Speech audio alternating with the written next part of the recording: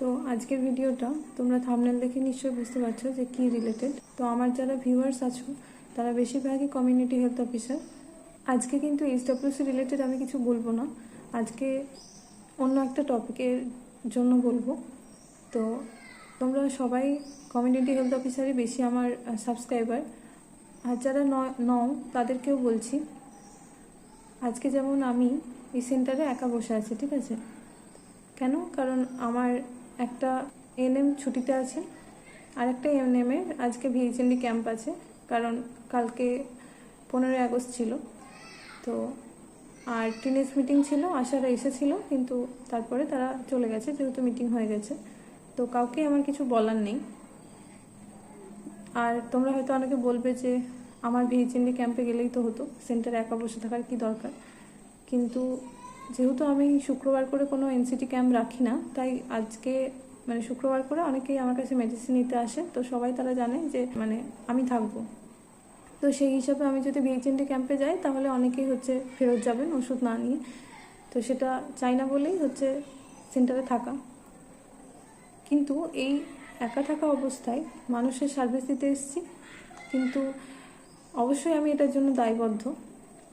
তো এই সময় যদি আমার সঙ্গে কিছু হয়ে যায় সেটার দায়িত্ব কে নেবে? কেউ তো নেবে না, কারণ হায়ার অথরিটি সব জায়গাতেই বলে আসছে যে আমাদের দায়িত্ব আমাদেরকেই নিতে হবে, তারা কোনো রকম ব্যবস্থা করবেন না, ঠিক আছে? তো সেটাও মেনে নিলাম। আর আজকের তোমরা জানোই কি ঘটনা ঘটে চলেছে আশেপাশে, আর কি নিয়ে আমরা এখন সরব হয়েছি। তো আমার একটা কথাই বলা, সেটা নিয়ে কিছু বলার আমার নেই, কিন্তু মানুষ খুব তাড়াতাড়ি ভুলতে শুরু করে, তো তাই এখন এইটা হট টপিক আছে, মিডিয়া কভারেজ হচ্ছে, অনেকে অনেক কিছু বলছে, তাই ওরা টপিক পাচ্ছে, তাই এটা নিয়ে এখন চলছে। কিন্তু আমার যতদূর মনে হচ্ছে এটা আস্তে আস্তে এই আন্দোলনটা কমে যাচ্ছে। যেই পরিমাণ সবারই উদ্বেগ ছিল বা উত্তেজনা ছিল, সবাই এটা নিয়ে যেভাবে প্রতিবাদ করছিল, সেটা কিন্তু আস্তে আস্তে সবাই ভুলে যাচ্ছে। প্রত্যেক কেসে যেমন হয়, কিছুদিন সবাই মিটিং করে, তারপরে মোমবাতি নিয়ে দাঁড়ায়, তারপরে সব ভুলে যায়। কিন্তু এই ব্যাপারটা অন্তত অনেক ব্যাপার তো সামনে উঠে আসে না, যেটা আসে সেটার যেন অন্তত দৃষ্টান্তমূলক শাস্তি হয়। কারণ এই যারা এইসব মনোভাবের মানুষ তো বলা যায় না, এরা জানোয়ারের থেকেও অধম। পশুরাও তাদেরকে নিজে থেকে যদি তোমরা কিছু না করো তাহলে তারা সচরাচর কিছু করতে চায় না। কিন্তু এদের যে কি মনোভাব, আর যদি কেউ এটা শুধু ডাক্তার, নার্স বা এরা কোনো শ্রেণীকে নির্বাচন করে তা তো না, এদের একটা নারী শরীর হলেই হলো।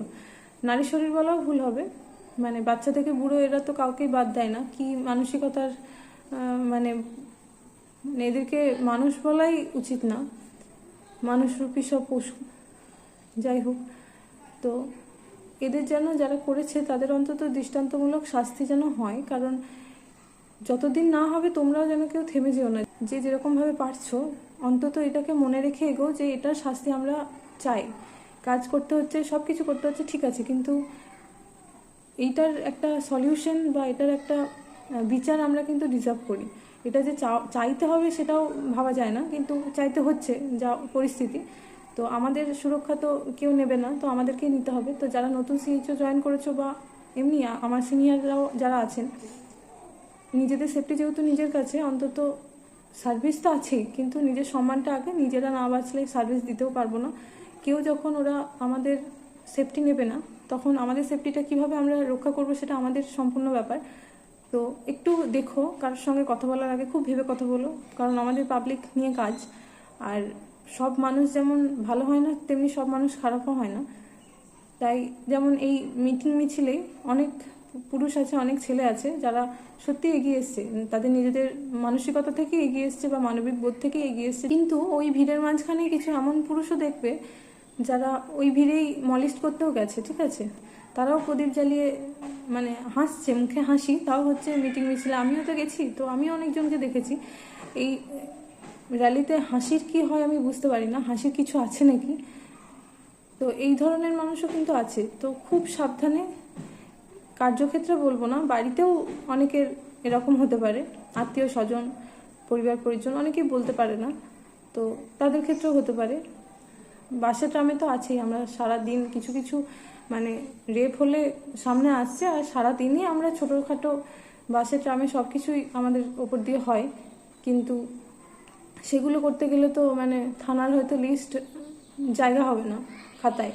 যে পরিমাণ মানে টর্চার মেয়েদের প্রতি হয়ে আসছে, এই বীভৎস পরিমাণ টর্চারটা হয়েছে, সেটা কেউ মানতে পারছে না। তাই সবারই সামনে এসেছে একজন ডাক্তারের, তো তাও আবার তার নিজের ওয়ার্ক প্লেসে, সেখানে এত ঘন্টা ডিউটি করার পরে তার এরকম একটা পরিণতি নিশ্চয়ই কাম্য না। পৈশাচিক মানুষদের কাছে এটাই কাম্য। তারা ভাবো যে তারা কিভাবে মানে ঘুমায় রাত্রিবেলা, এত এরকম, তারা তো এখনো ঘুরে বেড়াচ্ছে, তাদের কিছু হয়নি, কোনো শাস্তিই হচ্ছে না, তাহলে তারা মানে কতটা ডেসপারেট যে তারা এখনো আছে, ঘুরে বেড়াচ্ছে, আমাদের আশেপাশে হয়তো ঘুরে বেড়াচ্ছে। আমি নিজেই ইন্টার্নশিপের সময় আরজি করে ছিল আমাদের, তো অনেকটা সময় সেখানে কাটিয়েছি, এখান থেকে ওখান ঘুরে বেরিয়েছি, কিন্তু কোনো সময় ভাবতে পারিনি যে ওরকম মানুষজন আশেপাশে ঘুরছে। শুধু তো ওখানে না, গোটা সব জায়গাতে কোথাও মেয়েরা সেফ নয়। অন্তত এইটার যেন এমন শাস্তি হয় যাতে দুবার লোকে ভাবে। তাই বলছি, লাস্ট কথা বলার, প্লিজ তোমরা এই ব্যাপারটাকে ভুলো না যতক্ষণ না জাস্টিসটা হচ্ছে বা দোষীর যে আসল দোষী তার উপযুক্ত শাস্তি হচ্ছে। তো সবাই ভালো থেকো, সুস্থ থেকো, আর অবশ্যই সচেতন থেকো।